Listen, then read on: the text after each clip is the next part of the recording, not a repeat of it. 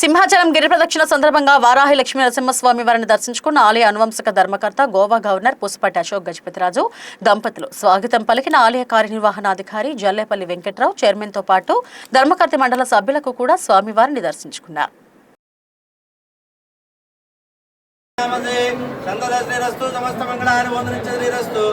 नित्यमंगलानि भवन्तु कर्कटे पूर्वफल्गुण्यां तुलसी कारणोद्भवां पाण्ड्ये विश्वम्भरां गोदां वन्दे श्रीरङ्गनायकी।